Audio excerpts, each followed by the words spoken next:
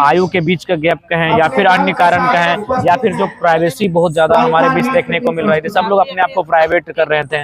तो किन्हीं कारणों से आज क्या था कि एक जनरेशन का गैप हो चुका था, यानी दादाजी से नाती पोता लोग भेंट नहीं पाता था, उनकी आइडियोलॉजी मैच नहीं पाती, हुए खुलकर बात नहीं कर पाते थे। आज इस आंदोलन के माध्यम से युवाओं को यही संदेश देना चाहेंगे कि अपनी संस्कृति को अगर स्थापित करते तो उससे क्या होता है कि हम लोग को जीवंत रहने का एहसास होता है। हालांकि अभी तक हम लोग सकारात्मक नकारात्मक दोनों चीजें देखने को मिली इस आंदोलन के दरमियान।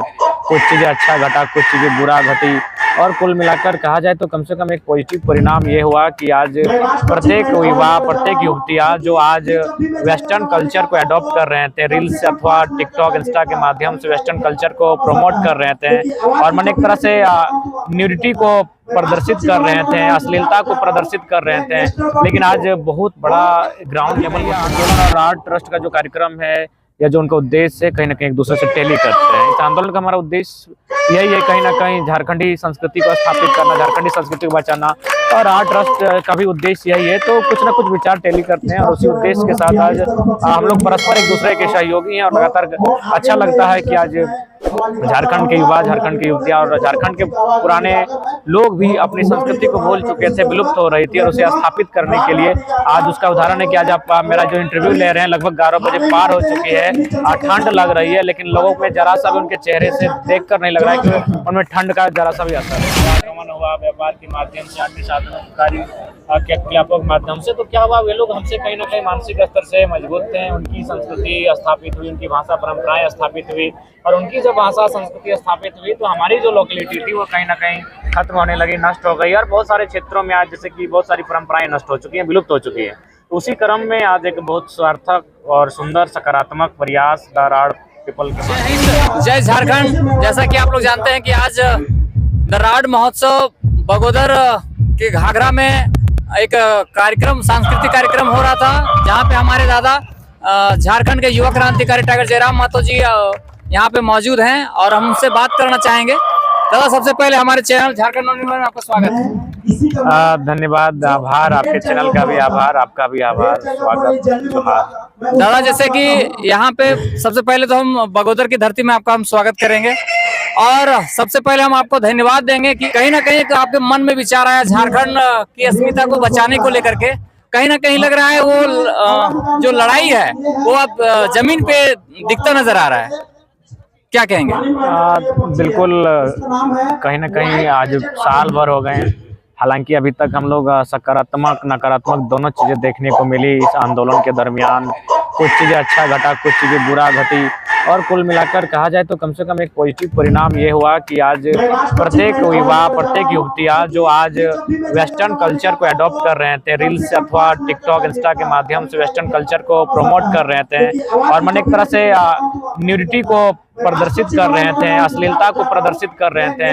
लेकिन आज बहुत बड़ा ग्राउंड लेवल पर सुधार आया है। अब वे अपनी कला, संस्कृति, अपनी लोकेलिटी, अपना कल्चर और उसको लेकर कहीं ना कहीं जागरूक हुए हैं और नेगेटिविटी से दूर होकर पॉजिटिविटी की ओर बढ़े, जो कि बहुत बड़ा एक कह सकते हैं इस आंदोलन के माध्यम से एक जीत हुई है। और आज उसी का एक बहुत बड़ा उदाहरण, हालांकि आज राड ट्रस्ट कई सालों से चल रहा है, ये आंदोलन स्टार्ट होने से कई वर्षों पूर्व से, तो कहीं ना कहीं यह आंदोलन और राड ट्रस्ट का जो कार्यक्रम है या जो उनका उद्देश्य है, कहीं ना कहीं एक दूसरे से टेली करते हैं। इस आंदोलन का हमारा उद्देश्य यही है, कहीं ना कहीं झारखंडी संस्कृति को स्थापित करना, झारखंडी संस्कृति को बचाना, और आर्ट ट्रस्ट का भी उद्देश्य यही है। तो कुछ ना कुछ विचार टेली करते हैं और उसी उद्देश्य के साथ आज हम लोग परस्पर एक दूसरे के सहयोगी हैं और लगातार अच्छा लगता है कि आज झारखंड के युवा, झारखंड की युवतियां और झारखंड के पुराने लोग भी अपनी संस्कृति को भूल चुके थे, विलुप्त हो रही थी, और उसे स्थापित करने के लिए आज उसका उदाहरण है कि आज आप मेरा जो इंटरव्यू ले रहे हैं, लगभग 11 बजे पार हो चुकी है, ठंड लग रही है, लेकिन लोगों में जरा सा भी उनके चेहरे से देखकर नहीं लग रहा है कि उनमें ठंड का जरा सा भी असर है। तो ये कहीं ना कहीं ये संस्कृति है, संस्कृति लोगों को जिंदा रखती है, और आज हम लोग जिंदा होने के लिए ही आज इतनी मेहनत कर रहे हैं और आगे बढ़ने के लिए तत्पर हैं। दादा, यहाँ पे जैसा कि अभी हम लगातार देख रहे हैं और चूंकि हम 4 बजे से कवर कर रहे थे, यहाँ पे जितने भी लोग आए हैं, ग्रामीण आए हैं, कहीं ना कहीं अपनी माटी को बचाने के लेकर के, यहाँ पे एक भी ग्रामीण यहाँ से हटे नहीं है।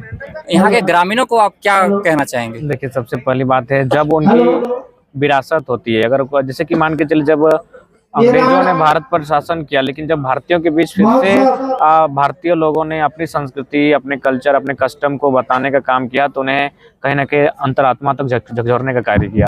तो ये हमारी संस्कृति है, हमारी परंपरा है, जो हमारी पुरखैनी है। और जब ये इन बातों को अवगत होते हैं, फिर से कोई भी विरासत को जानते हैं, तो कहीं ना कहीं उसमें समय का कोई अंदाजा ही नहीं लगता है कब समय पार हो जाता है।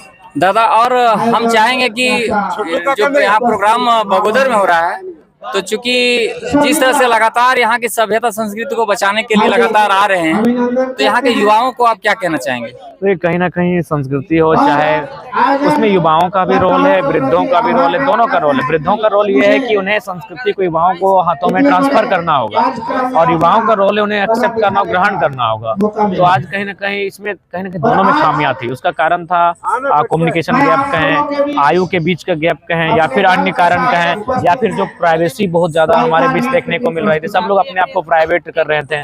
तो किन्हीं कारणों से आज क्या था कि एक जनरेशन का गैप हो चुका था, यानी दादाजी से नाती पोता लोग बैठ नहीं पाता था, उनकी आइडियोलॉजी मैच नहीं पाती, हुए खुलकर बात नहीं कर पाते थे। तो इसीलिए मेरा मानना है अब क्या है कि अब बुजुर्ग लोग भी, जो पुराने लोग हैं, वे भी आभास करेंगे कि हमें अपने आने वाली जनरेशन को अपनी आइडेंटिटी को, अपने कल्चर को, अपने कस्टम्स को, अपने रिवाजों को बताकर जाना है। और नई पीढ़ी कहीं ना कहीं उन्हें भी आभास हो रहा है कि हम लोग वेस्टर्न कल्चर के नाम पर और खासकर मतलब मॉडर्निटी के नाम पर इतना आगे आ चुके हैं कि यहाँ से हम लोग अगर पीछे अपनी चीजों को नहीं देखते हैं, तो आने वाले दिन हमारा नैतिक पतन हो जाएगा।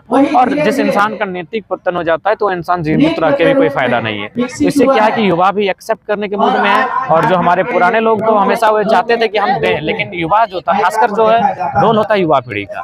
आज जैसे जैसे समय बदला, आगे बढ़ा, तो युवाओं में एक अलग का कल्चर माने एक्टिवेट होने लगा, और वे लोग अपनों को छोड़कर बाकी जो कल्चर्स थे, खासकर उनमें नेगेटिविटी बहुत ज्यादा थी, उसको लेकर बहुत ज्यादा माने अपना एक्टिविटी दिखाने लगे। तो आज इस आंदोलन के माध्यम से युवाओं को यही संदेश देना चाहेंगे कि अपनी संस्कृति को अगर स्थापित करते, तो उससे क्या होता है कि हम लोग को जीवंत रहने का एहसास होता है। दादा, जिस तरह से लगातार भाषा आंदोलन को लेकर, खतियान के आंदोलन को आगे जिस तरह से आपने बढ़ाया, और लगातार सभी युवा है लगातार आपसे जुड़ते चले गए। वर्तमान स्थिति को देखा जाए, जहाँ पे एक नीति लाई सरकार, कहीं ना कहीं ये युवाओं को छलने के लिए 2016 में ही चूंकि इसको लाया गया था, सरकार को भी इसको यहाँ से बेदखल कर दिया गया, और फिर वही 40 की जो नीति आने वाली है, हालांकि अभी पाई नहीं है, इसका कैबिनेट में चर्चा हुआ है। ये नियम तभी मान्य होगा जब विधानसभा विधेयक बनकर पारित होगा। फिलहाल विधानसभा में ये विधेयक बनकर पारित नहीं हुआ, लेकिन फिर भी अनुमान है सरकार इस नीति को लाने के मूड में थी, और ये नीति झारखंड के लिए अहितकारी है। इसलिए अहितकारी है कि फिलहाल हम गिरिडीह जिला में बैठे हैं, और जब ये नीति थी 2016 में, उस समय गिरिडीह और गोड्डा को मिलाकर 52 टीचर की वैकेंसी थी, उसमें 48 टीचर ओपन कोटा के साथ, और खासकर प्रतिबंध नहीं होने के कारण 48 को बाहर के लोग टीचर बने थे। तो ये नीति, ये जो पॉलिसी है, पूरी तरह से झारखंड के युवाओं के सपने को चकनाचूर। बाहर के राज्यों के व्यक्तियों का यहाँ आवागमन हुआ, व्यापार के माध्यम से, अन्य साधनों क्रियात्मक माध्यम से, तो क्या हुआ, वे लोग हमसे कहीं ना कहीं मानसिक स्तर से मजबूत थे। उनकी संस्कृति स्थापित हुई, उनकी भाषा परंपराएं स्थापित हुई, और उनकी जब भाषा संस्कृति स्थापित हुई, तो हमारी जो लोकेलिटी थी वो कहीं ना कहीं खत्म होने लगी, नष्ट हो गई। और बहुत सारे क्षेत्रों में आज जैसे कि बहुत सारी परंपराएं नष्ट हो चुकी हैं, विलुप्त हो चुकी है। तो उसी क्रम में आज एक बहुत सार्थक और सुंदर सकारात्मक प्रयास दराड़ पीपल के माध्यम से, और अपनी संस्कृति को स्थापित करने का। संस्कृति कहीं ना कहीं मानव को जीवंत रखती है, और उसकी वास्तविक पहचान को कायम रखती है।